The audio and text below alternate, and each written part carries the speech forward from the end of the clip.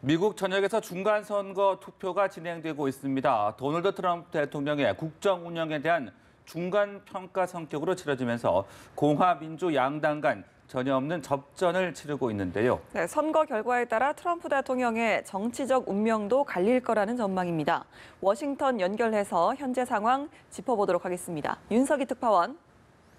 네, 워싱턴 DC입니다. 네, 뜨겁게 달아올랐던 미국 중간선거 이제 투표 마감까지 몇 시간이 채 남지 않았는데요. 현재 어떻게 진행되고 있습니까?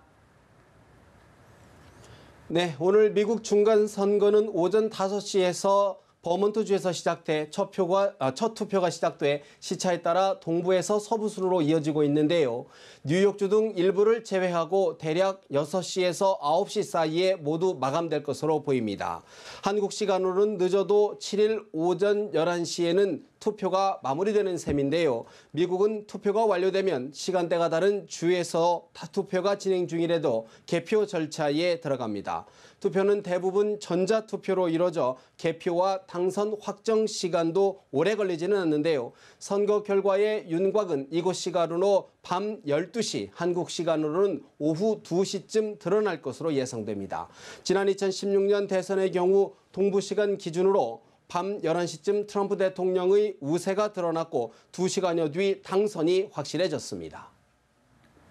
네, 이번 선거는 트럼프 대통령에 대한 중간 평가 성격이 강하다고 할 수 있을 텐데요. 최종 결과가 어떻게 전망되고 있습니까? 네, 각종 기관의 여론조사와 판세 분석을 보면 일단 민주당이 하원을 장악할 기회를 맞았다는 평가가 많습니다.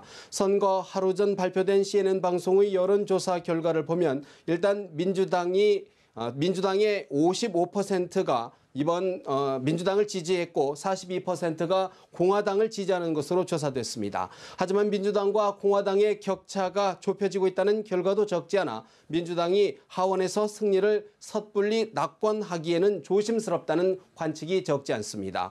앞서 미국 CBS 방송은 하원에서 민주당이 225석을 차지해 절반인 218석을 넘길 것으로 예측했지만 오차 범위가 플러스 마이너스 13석에 달해 경우에 따라선 공화당이 과반을 유지할 가능성도 있는 것으로 분석됐습니다.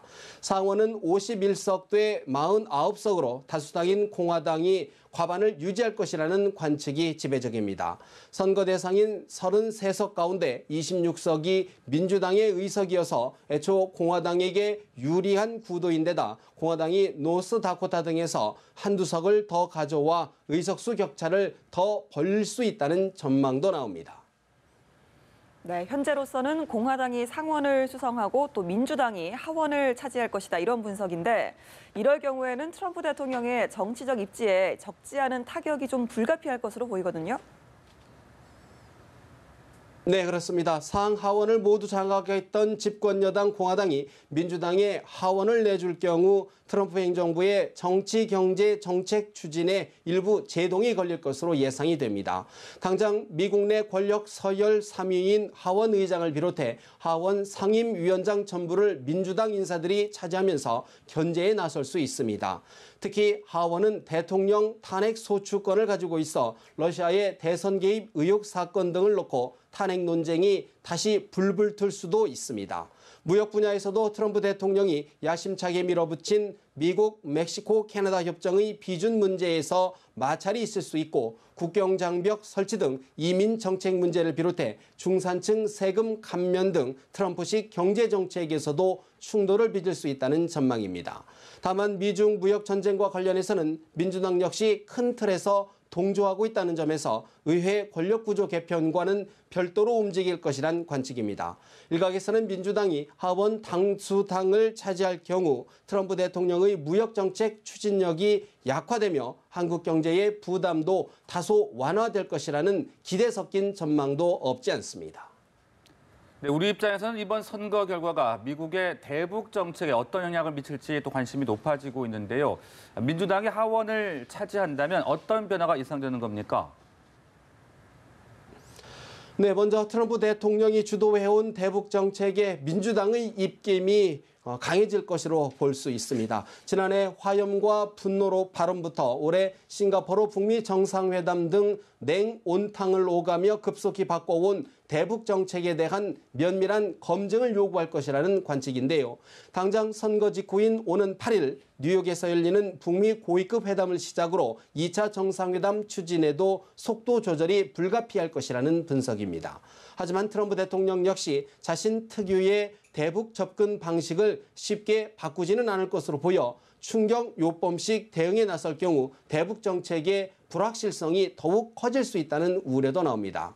다만 민주당 역시 그동안 북한 문제의 외교적 해법을 강조해온 만큼 현재의 대북 정책이 유지될 것이라는 전망도 적지 않습니다.